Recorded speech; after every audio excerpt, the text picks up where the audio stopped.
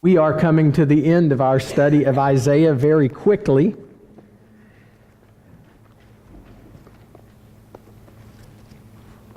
And we're going to be heading to the book of Matthew, which I think is a very natural sort of progression. And then after we finish Matthew, which will take us through the summer, we'll jump into the book of Hebrews in our sermon series. But we still got to get through Isaiah. First 39 chapters of the book are all about the Assyrian crisis and the call to trust God no matter what happens. They do not do that. And because they do not trust God in the Assyrian crisis, they bring upon themselves the Babylonian crisis, and that is a true crisis because Jerusalem falls and the temple is destroyed and the people are taken off into captivity and the Davidic king is in prison. And you have to understand just how deeply that affected these people. Okay? If the promises of the covenant are to give you land, descendants, and blessing, you've just been kicked off the land. Your descendants have been scattered to the four winds. And not only do you not feel like you're blessing others, you don't feel like you've been blessed by God. You feel like you've been abandoned by Him. You feel like either He has been defeated and He is not as much of a God as He thinks He is, or He's broken His promises to you. And so in exile, there is this huge crisis of faith. Why did this happen? And will there ever be a new reality? And I'm not just speculating here, because there are several psalms that are written in this period that highlight these feelings. Let me show you just one of them. Look at Psalm 89. There are several of these, but I'm just going to show you one. Probably the most famous one that turns on a dime in the middle of the psalm. All right, and I'm not going to read the whole thing, but I want you to just scan down through the first 37 verses. Okay, I'm going to read 2 through 4, and then you just scan the others. It starts out, I will sing of the steadfast love forever, for I said, steadfast love will be built up forever. In the heavens you will establish your faithfulness. You have said, I have made a covenant with my chosen one. I have sworn to David my servant, I will establish your offspring forever. I will build your throne for all generations. And for 37 verses, it is about God's covenant, God's faithfulness, God's steadfast love. I mean, that's the theme of the psalm for 37 verses. It almost gets embarrassing. Just sometime when you have time, just underline faithfulness, steadfast love, covenant. Because then you're taken a little off guard when you get to verse 38. You talk about turning on a dime, but now you have cast off and rejected. You are full of wrath against your anointed. You have renounced the covenant with your servant. You have defiled his crown in the dust. You have breached all his walls. You have laid his stronghold in ruins. All who pass by plunder him. He's become the scorn of his neighbors. You've exalted the right hand of his foes. You've made all of his enemies rejoice. You've turned back the edge of his sword. You've not made him stand in battle. You've made his splendor to cease. You've cast his throne to the ground. You've cut short the days of his youth. You've covered him with shame. How long, O Lord? Will you hide yourself forever? How long will your wrath burn like fire? Remember us, how short our time is. For what vanity you have created all the children of men. What man can live and never see death? Who can deliver his soul from the power of the grave? Lord, where is your steadfast love of old, which you by your faithfulness swore to David? Remember, O Lord, how your servants are mocked, and how I bear in my heart the insults of many nations, with which your enemies mock, O Lord, with which they mock the footsteps of your anointed. Do you feel the difference? For 37 verses, praising God for steadfast love and faithfulness and covenant making and covenant keeping. Well, what happened? What happened between verses 37 and 38? I'll tell you what happened. Nebuchadnezzar happened. Babylon happened. The exile happened. That's what happened. And all of God's covenant promises were in limbo. And this writer wants to know what happened. Okay? Well, all he had to do was listen to the prophets. The prophets explain what happened in pretty clear terms. Right? 2 Kings 17. If they had just listened to the prophets, they would have understood. If they'd listened to the preaching of Isaiah, if they would have listened to the preaching of Amos and Hosea and Micah and Jeremiah. 2 Kings 17, verse 7, this occurred because, not because God had broken His promises, not because God had been defeated.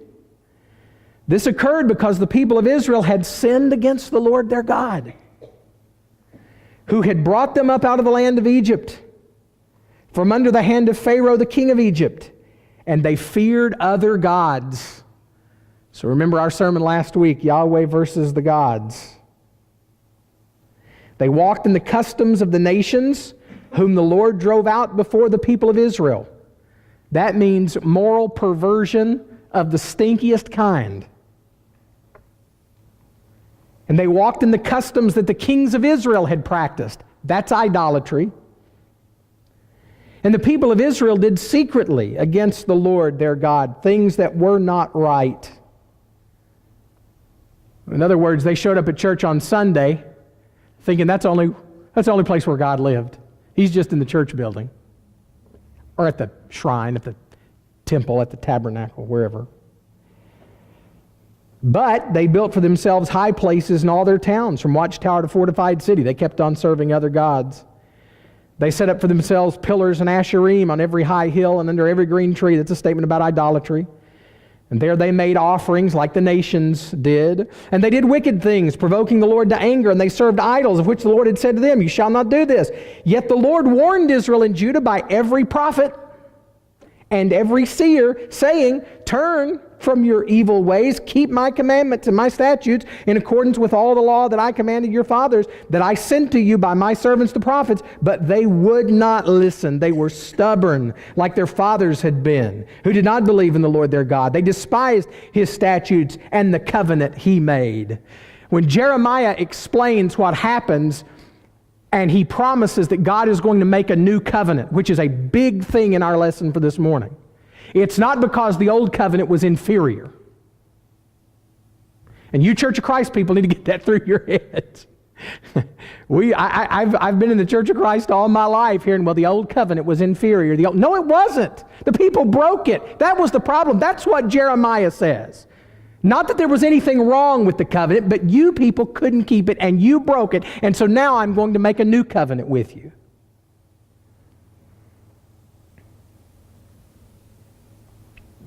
They abandoned all the commandments of the Lord their God. They made for themselves metal images and calves and Asherah.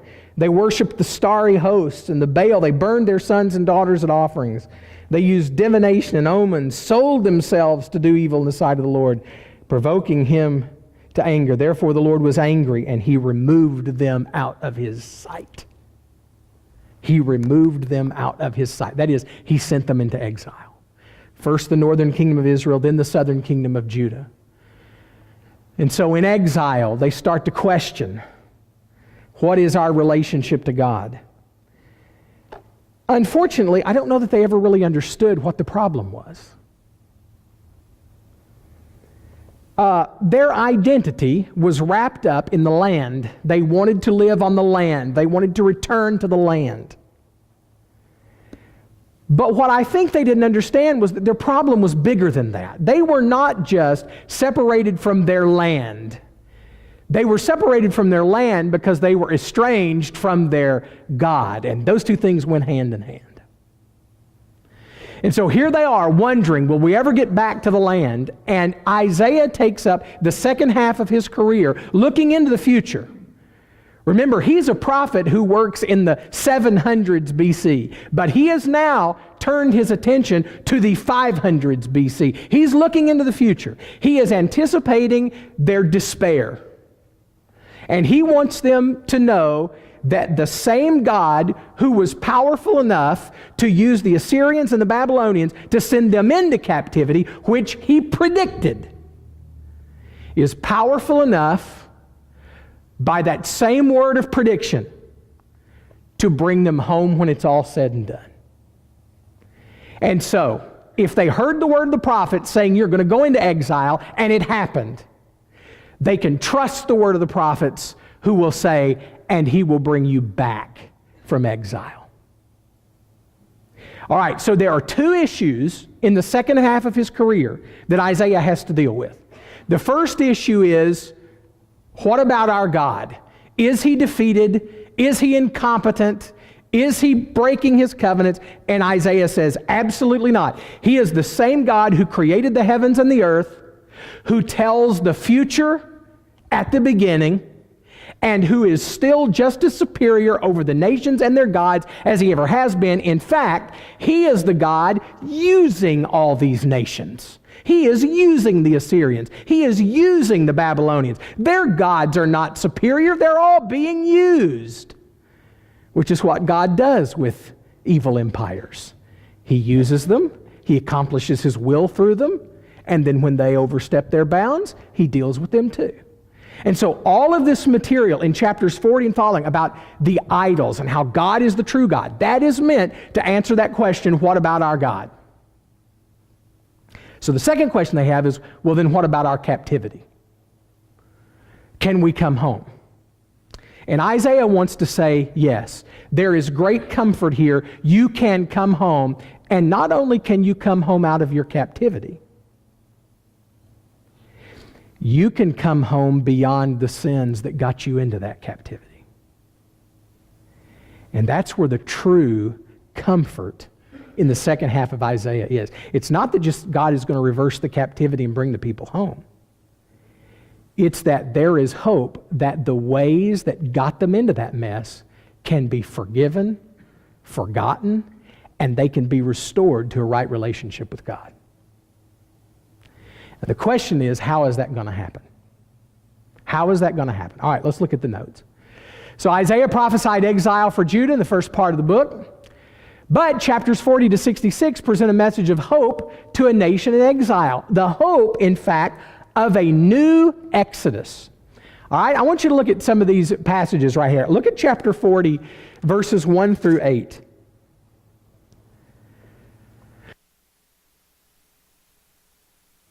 Comfort my people, says your God. Speak tenderly to Jerusalem. Cry to her.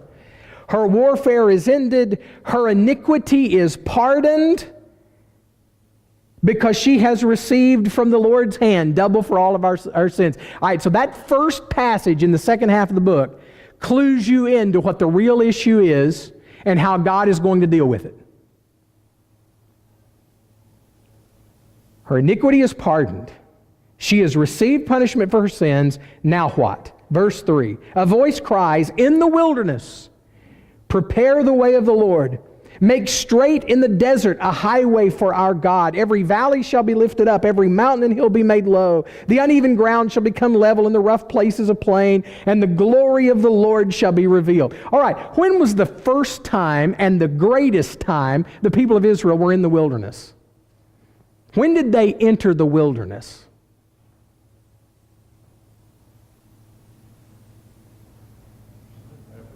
After Egypt. Right. They left Egypt. They went into the wilderness. God protected them there. He provided for them there. He led them there. That distance between Egypt and Mount Sinai is always looked back upon by the prophets as the honeymoon period. Now, that's good and bad. It's good because God has taken his bride. He's taken her out of Egypt. It's bad because if that's as faithful as they are on their honeymoon, oh my gosh, what's going to happen? You know what I'm saying? I mean, if your wife is stepping out on your honeymoon, you got problems. But that's what happens, right? That's what happens. I mean, no sooner do they get out in the wilderness than, what will you bring us out here to starve us to death? Well, you bring us out here to kill us with thirst? What, you bring us out here that we might die by this way? And constantly griping and complaining, and God's wanting an annulment, but he doesn't. He gets them to Sinai. That is the honeymoon period. Now, there's another wilderness period after Sinai, between Sinai and the land of Canaan, that ends up 40 years wandering in the wilderness till everybody's carcasses rot, right? That's a different wilderness period. But we're referring to this one here. The Exodus is the great salvation act of the Old Testament. God is bringing his people out and taking them for himself. And Isaiah sees God bringing them out of Babylon just the same way. It's the Exodus. It is a new and greater Exodus. Verses 27 to 31. Why do you say, O Jacob, and speak, O Israel, my way is hidden from the Lord, and my right is disregarded by my God? Don't you remember the past? That's the question here. Have you not known, have you not heard that the Lord is the everlasting God, the creator of the heavens and the earth? He doesn't faint or grow weary. His understanding is unsearchable. He gives power to the faint, and to him who has mighty increases strength. Even youths shall faint and be weary. Young men shall fall exhausted, but they who wait on the Lord shall renew their strength, mount up with wings like eagles, run and not be weary, walk and not faint. I bring that up because there are several very obvious connections to the Exodus story right there. If you read Deuteronomy chapter 8, you find out that all the time God was with the people of Israel in the wilderness, they didn't run out of water. They didn't run out of food. Their clothes didn't wear out. Their shoes didn't wear out. They didn't wear out. Well, unless they were supposed to. But that was judgment for sin. And then this whole line here about mounting up with wings like eagles. Where else does that phrase appear? Anybody know? It's Exodus 19. Yeah, it's Exodus 19. When God says at Mount Sinai, the day before he gives the law, you yourselves have seen what I did to the Egyptians, how I bore you on eagle's wings and brought you to myself. There's going to be a new Exodus. Look at chapter 43.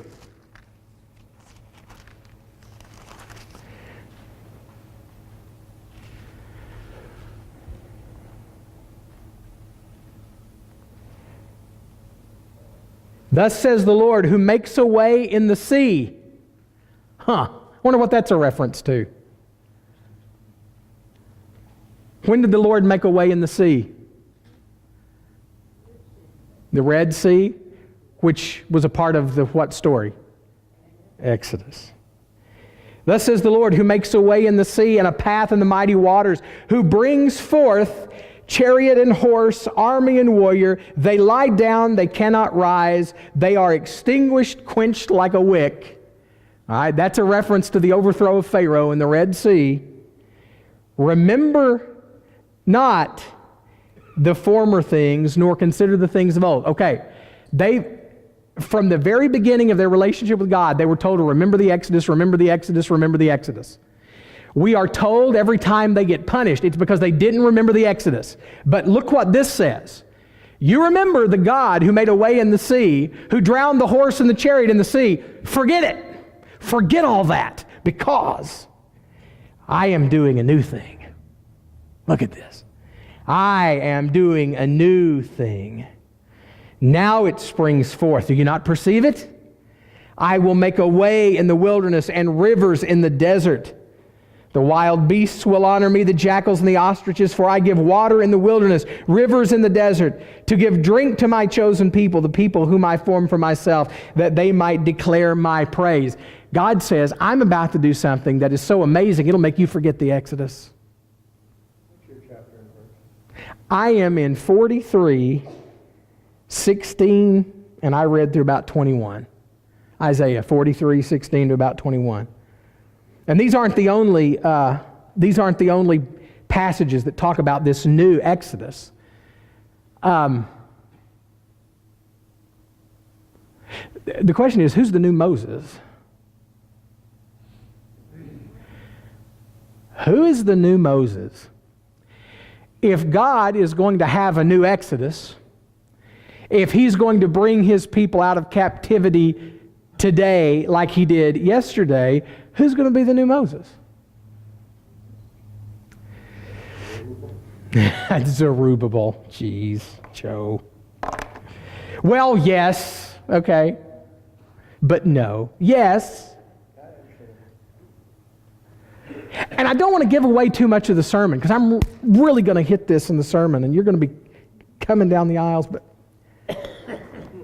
as long as we're on this Exodus thing, I got to show you another passage.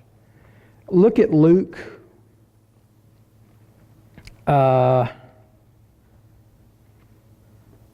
9.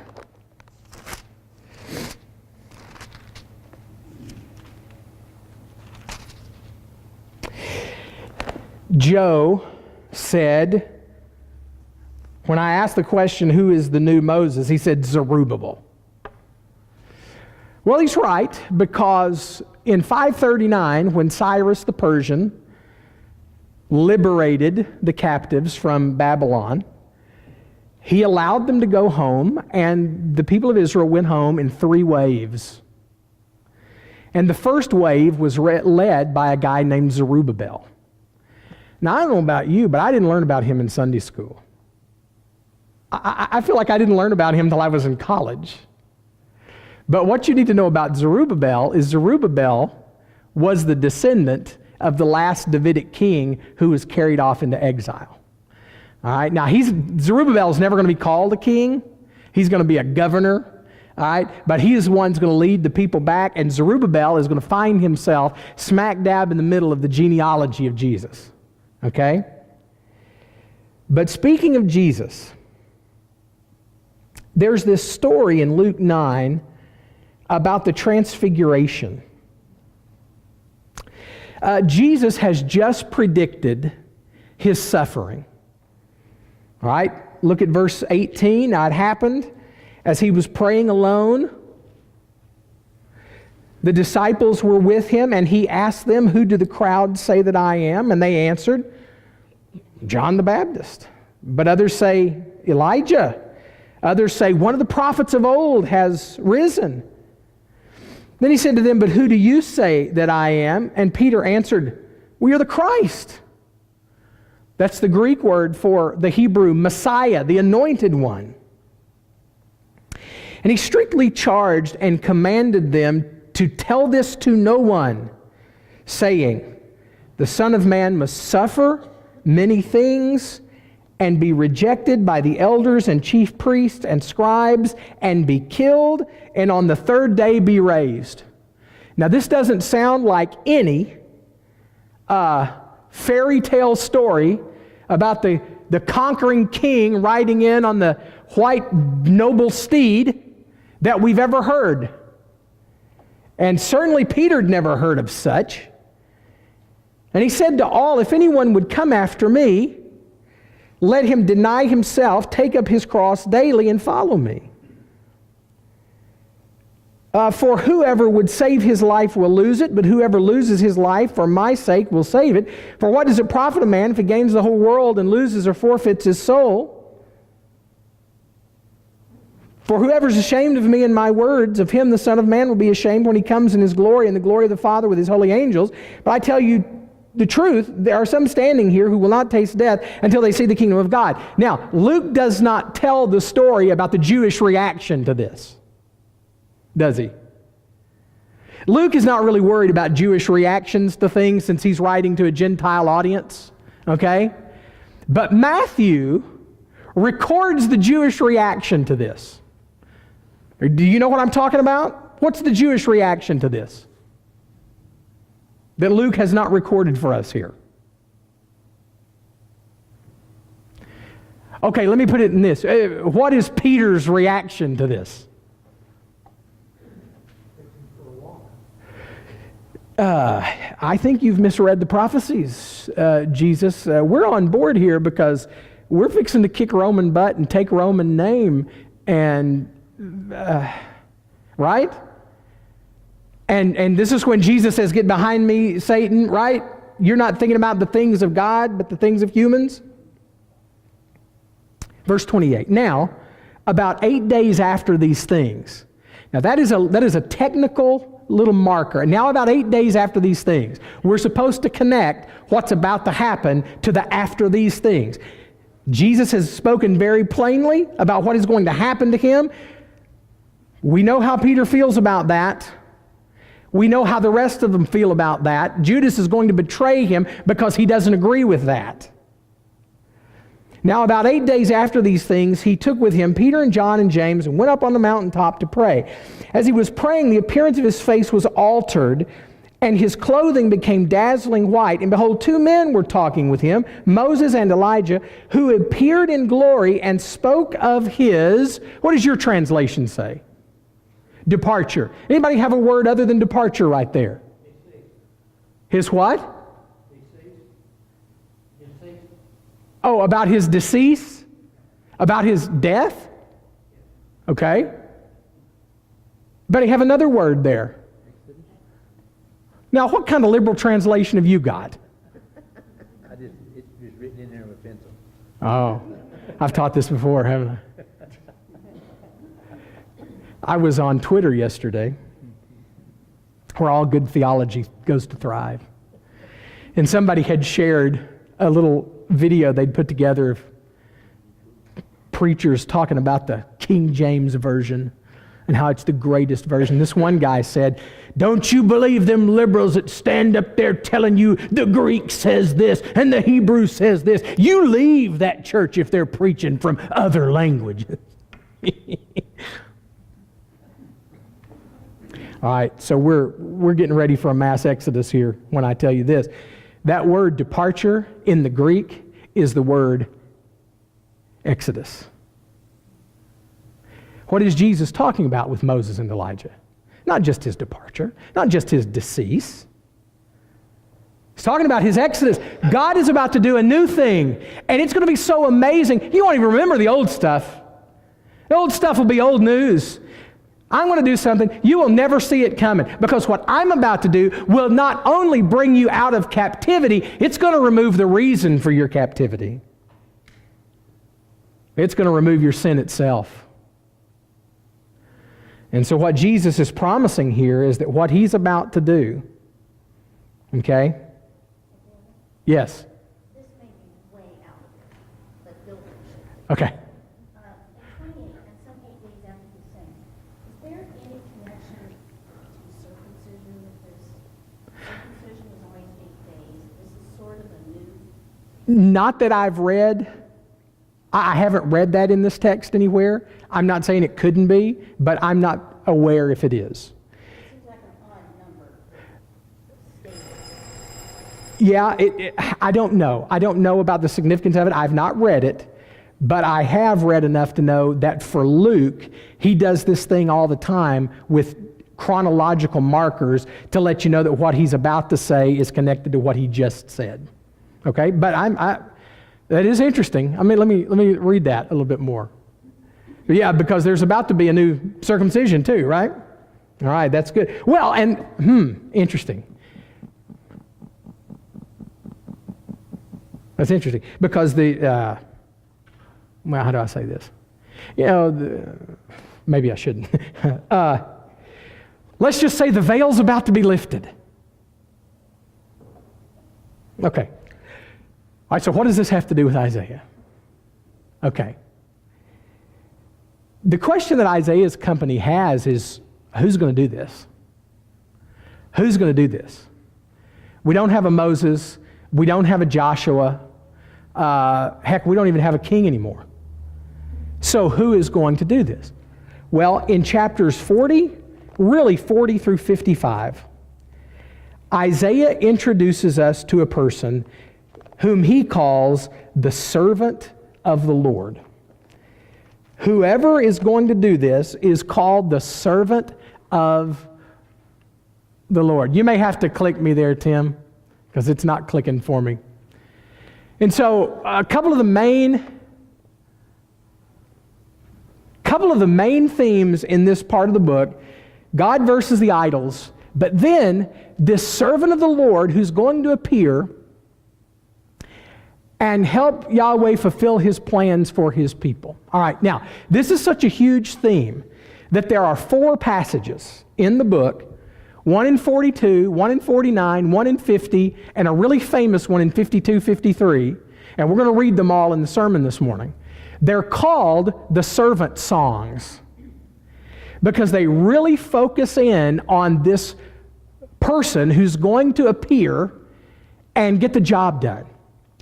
The servant is fundamental in fulfilling Yahweh's plans for his people because he is totally devoted to doing the Lord's will. Not like Ahaz, who wouldn't do it at all. Not like Hezekiah, who sort of did it but wasn't sure.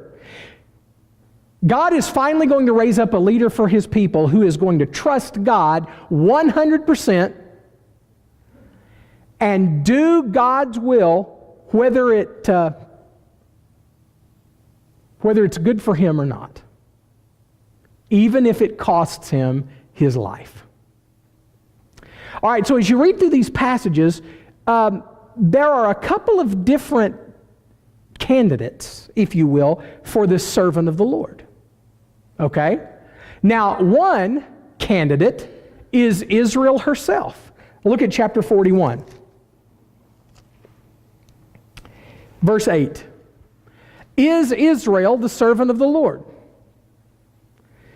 41:8. But you, Israel, my servant, Jacob, whom I have chosen, the offspring of Abraham, my friend, you whom I took from the ends of the earth and called from its farthest corners, saying to you, you are my servant. I have chosen you and not cast you off. Be not dismayed, for I am your God. I will strengthen you. I will help you. I will uphold you by my righteous right hand. Boy, that sure sounds like Israel's the one. Israel is the servant. And that's what God called Israel to be, right? I mean, God called Abraham and his family so he could bless the world through them. But look over at chapter 42.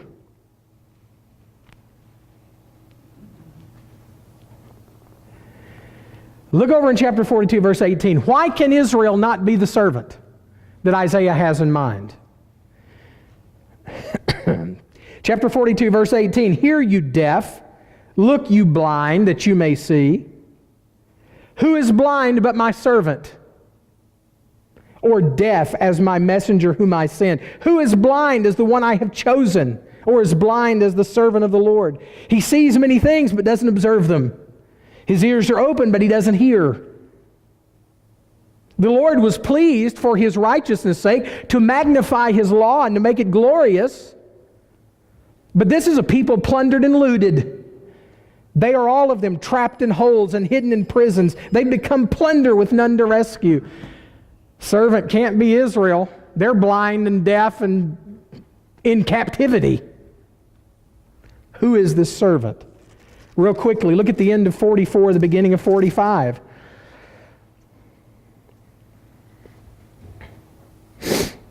At the end of chapter 44, beginning in verse 24, God is going to do all these great things. He's the creator and he can do it. He can even say, verse 27, to the deep, be dry, I will dry up your rivers. He can say to Cyrus, he is my anointed one who will fulfill my purpose.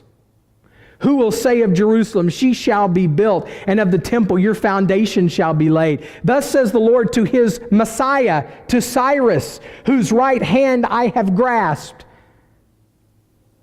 Is Cyrus the servant? He's the one who's going to let the people come back home, for sure.